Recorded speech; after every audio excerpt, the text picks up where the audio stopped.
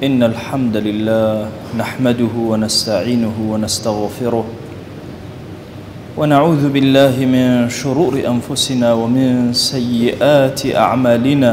من يهده الله فهو المهتد ومن يضلل فلا هادي له. أشهد أن لا إله إلا الله وحده لا شريك له وأشهد أن محمدًا عبده ورسوله. يا أيها الناس اتقوا ربكم الذي خلقكم من نفس واحدة وخلق منها زوجها وبث منهما رجالا كثيرا ونساء واتقوا الله الذي تساءلون به والأرحام إن الله كان عليكم رقيبا. لپاش سپاس و ستایشێکی بێهامتا بۆ کردگاری مەزنوو داواکردنی درود و ڕەحمەت بۆ سەرگیانی پاکی پێشەوەی مرۆڤایەتی محەممەد صلی الله تعالى عليه وسلم. لە قورئانی پیرۆزە وشەی حەسەن و ئەحسەن هەیە. ئەحسەن بە معنای چاکتر یا چاکترین دێت. خوا جەلە جەلالوهو زۆر شتی لە قورئانە پەیوەست کردووە بە خۆیەوە بە ئەحسەن ناوی هێناوە. باسی دینەکەی خۆی ئەکات. ئاینی پیرۆزی ئیسلام ئەفەرمێ ومن ئەحسن من الله صبغة. باسی ئیمانداران ئەکا ئەفەرمێ ومن ئەحسن دینا ممن أسلم وجهه لله. کێ لەوە دینی باشترە کە خۆی تەسلیم کردوێ بەخوا. باسی حکم و دادگەری ئەکا ئەفەرمێ ومن ئەحسن من الله حکما.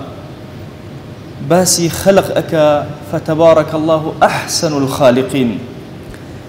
باسی قورئانی پیرۆزەکە ئەفەرمێ الله الذي نزل أحسن الحديث.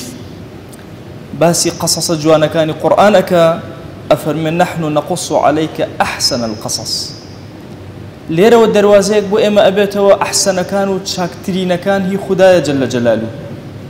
لە پەنای ئەمانەشا یەک کۆمەڵ ئەمری لە قورئانە بە ئیمانداران کردووە کە ئیمانداران ئاگایان لێبێت ئەم شتانە نەکەن چاکە کار بن، چاکترین کار بن. ئەفەرمێ ولا تقربوا مال اليتيم إلا بالتي هي أحسن. نزیکی ماڵی هەتیو نەکەون نەک بە چاکە ئیلا بە باشترین شێواز نەبێت. واتە لە نزیکیت لە ماڵی هەتی و محاولەکە سوودێکت بە هەتیوەکە گەیان دەبێ یا ئەگەر شتێکت لێ سەرف کردێ بایی ئەوە لە ڕووی معنەویەوە ئیسفادەت بە هەتیوەکە گەیان دەبێ. لە باسی قسەی ئیماندار و زمانی ئیماندارە ئەفەرمێ قل لعبادي يقول التي هي أحسن. بە ئیمانداران بڵێ قسەی چاک نەکەن، چاکترین قسە هەڵبژێرن بیکەن، بە وشەدانی خۆیانە بگڕن، باشترین جوانترین وشەیە کە هەیە ئەوە هەڵبژێرن و قسە بکەن. تەنانەت لە مجادلە و قسەکردن لەگەڵ یەکترە، مناقەشات لەگەڵ یەکترە. لەوێشە ئەفەرمێ وجادلهم بالتي هي أحسن. لەگەڵ کافران و بێدینانە کە مجادلە و مناقەشە ئەکەن ئەحسەنترین و جوانترین و چاکترین بەکاربهێنن. لە قورئانی پیرۆزە کەلامی عەظیمی خۆیە کە هەر هەمووی ئەحسەن و چاکە ئەفەرمێ وأمر قومك يأخذوا بأحسنها بموسى. ئەمر کە با لە تەورات ئەحسەنترین و چاکترین هەڵبژێرن. یا ئەفەرمێ واتبعوا أحسن ما أنزل إليكم من ربكم. شوێن ئەحسەنترین کەون. عولەما فەرمێن قورئان هەمووی ئەحسەنە بۆچی؟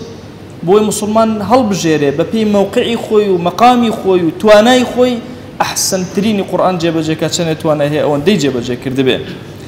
کاتێککە خەتا و هەڵە ئەەکەی ئەفەرمێ قورئان ادفع بالتي هي أحسن السيئة. لە بەرامبەر ئەو هەڵاکە کردوتە چاکترینێ بخەرە شوێنی.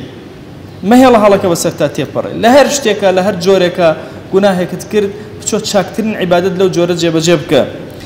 لە سەلامکردنە لە یەکتر ئەفەرمێ وإذا حييتم فحيوا بأحسن منها أو ردوها. على الأقل بأندازي خوي جايبر وقنا شاكتر جايبر وبي إماداران أجر يك يبلي السلام عليكم أمان الله السلام عليكم ورحمة الله. أجر أو بلا ورحمة الله أمان الله وبركاته. جوان ترين كلمة هلا بجيرن، جوان ترين مناقشة أكن، جوان ترين لباس لبر أكن. جيانيان همو جوان ترين وشاكترين إيمان داران. خويان بجوان ترين رازان دوتوا چونك خوا جل جلاله لم امتحانا كي نجاحت أهنا تنها كسيك جوان تريني كردبه. أفرماء الذي خلق الموت والحياة ليبلوكم أيكم أحسن عملا.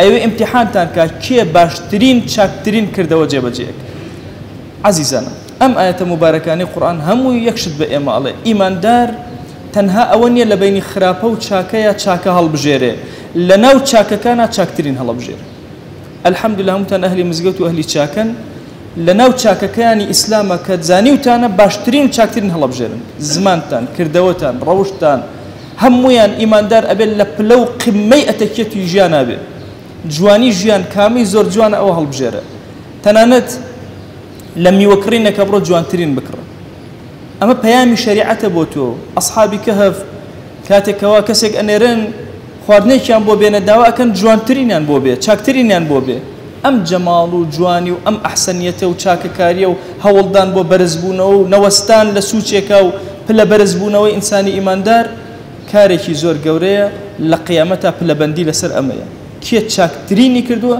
لە هەمووی پلەی باڵاترە حەقی نییە بەسەرەوەی مەلایە مەلان نییە لەوە ئەچێ کەسێکی زۆر سادە لە مزگەوتە چاکترین کردەوە جێبەجێ بکە لای خوا لە هەموومان فەضیلەتی گەورەترە و بەرزترە داوامە لە ذاتی پاکی پەروەردگار لە هەموو گوناهەکانمان ببورێ خوای لێت ئەپاڕێنەوە لێت ئەلاڵێنەوە دەرگاکانی خێر بەسەرمانە بکەرەوە ئیلاهی لە هەموو گوناهێکمان ببورە داوات لێ ئەکەنمان خەرە سەر چاکترین و چاکترینەکان یا رب العالمین هەرچی دەرگای خێرە بەسەر ئەم ئومەتا بیکەرەوە ئیلاهی لێت ئەپاڕێنەوە ئێمە هەڵەو کەم و قڕیمان زۆر بەرز کردوێتەوە ئەزانین تۆ زۆر بەڕەحمی لەگەڵمانە کەریمی یا ئیلاهی لێ خۆشبوونیت زۆرە قبولمان کە لای خۆت عەفومان کە کردەوەکانمان وەرگرە ئەم شپرزی ئومەتی ئیسلامی مەهێڵە یا رب العالمین یەکمان خە یەک ماڵمان کە بەهێزمان کە بەسەر کافرانە زاڵمان کە سەری یەهود و نەسارا شۆڕکە یا ئیلاهی داوات لێ ئەکەین ئەوانەی خیانەتێ بەرامبەر بەم دینە ئەکەن یا ڕەبی خۆیان شەرمەزاریان کە بچووکیان کەرەوە لاوازیان کە یا رب العالمین شەیطان و هێزی شەیطان یا ئیلاهی لەناو ببە یا رب العالمین